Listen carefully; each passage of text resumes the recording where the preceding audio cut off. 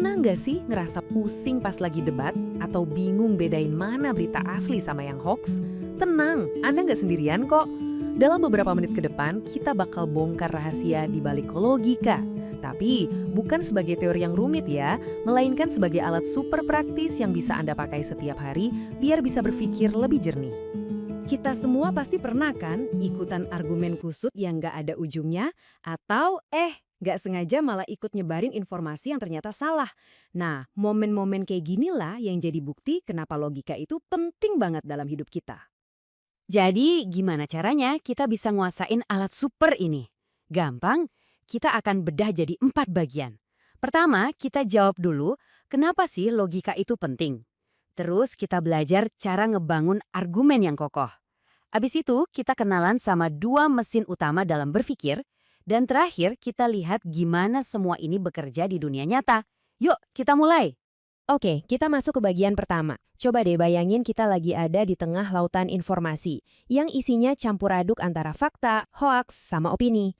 Nah, disinilah logika itu perannya kayak kompas yang nuntun kita keluar dari kebingungan menuju kejelasan. Ini nih fondasi dari apa yang kita sebut berpikir kritis. Jadi, logika itu bukan cuma buat para filsuf loh. Logika ngasih kita kemampuan buat berpikir lebih terstruktur, bikin keputusan yang lebih cerdas, dan yang paling penting, ngebangun argumen yang kuat sekaligus bisa ngenalin mana argumen yang kedengarannya aneh atau bahkan menyesatkan. Sekarang, yuk kita coba jadi arsitek pikiran. Di bagian ini, kita bakal belajar gimana caranya membangun sebuah bangunan argumen yang logis. Kita mulai dari pondasinya, bata demi bata, sampai jadi struktur pemikiran yang kokoh. Semuanya itu dimulai dari sini. Batu bata paling dasar dalam membangun argumen adalah term.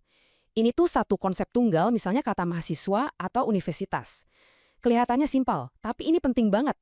Soalnya, tanpa term yang jelas, seluruh bangunan argumen kita bisa ambruk.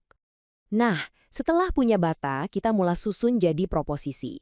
Di sini kita gabungin beberapa term buat bikin pernyataan utuh yang bisa dinilai.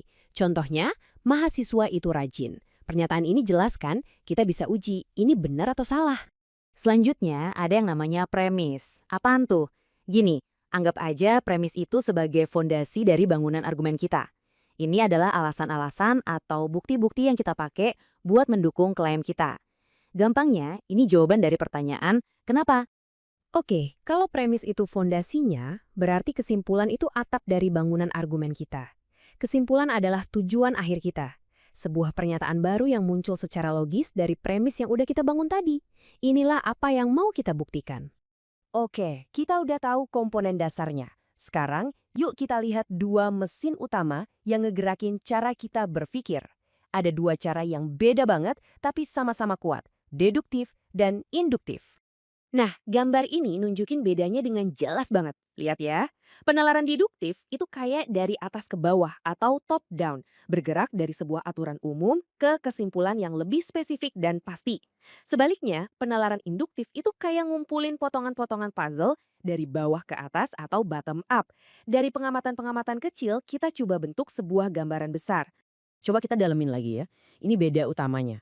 Dengan penalaran deduktif, kalau premis Anda benar, kesimpulannya itu dijamin 100% benar.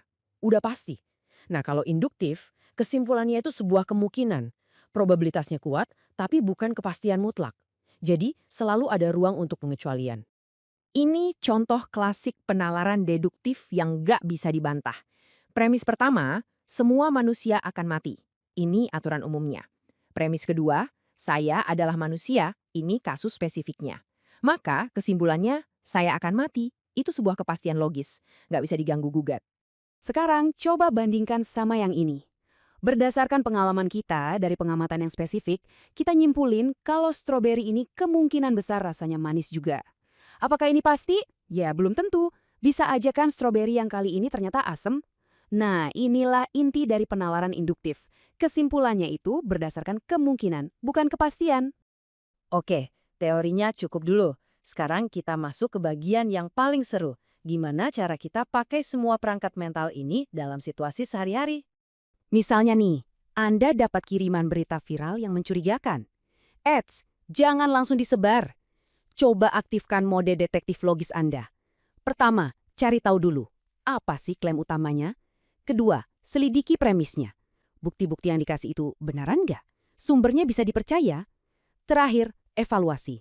Bukti itu nyambung nggak sih sama kesimpulannya? Begitu juga pas nonton debat. Daripada kebawa emosi, mending coba bedah argumennya. Pertama, apa poin utama dari masing-masing pihak? Kedua, analisis premis mereka. Itu fakta yang bisa dicek atau cuma opini dan asumsi? Dengan cara ini, Anda bisa menilai argumen mana yang lebih kuat secara logika, bukan cuma yang suaranya paling kencang. Di dunia kerja atau organisasi, logika itu aset yang berharga banget. Waktu dihadapkan sama keputusan penting, prosesnya sama. Pertama, definisikan dulu masalahnya apa. Kedua, kumpulin semua data yang relevan sebagai premis, baik itu pro, kontra, resiko, dan kemungkinan hasilnya. Baru deh, tarik kesimpulan rasional tentang langkah terbaik berdasarkan bukti yang paling kuat. Jadi intinya, anggap aja logika itu sebagai toolkit mental Anda. Logika ngasih kita semacam cetak biru untuk berpikir jernih, membangun argumen yang sulit dipatahkan, dan ujung-ujungnya membuat keputusan yang lebih bijak dalam segala aspek kehidupan kita. Kutipan ini benar-benar ngerangkum semuanya dengan pas. Tujuan akhir kita belajar logika itu bukan biar selalu menang debat, tapi supaya kita jadi pemikir yang lebih baik, komunikator yang lebih efektif, dan pengambil keputusan yang lebih bijak. Sebagai penutup, saya mau kasih Anda satu pertanyaan. Dengan bekal perangkat logika dasar yang barusan kita pelajari, coba dia amati lagi dunia di sekitar Anda hari ini. Diskusi di grup WhatsApp, berita yang Anda baca, atau bahkan obrolan di kantor. Informasi apa yang bakal Anda lihat dengan cara yang berbeda?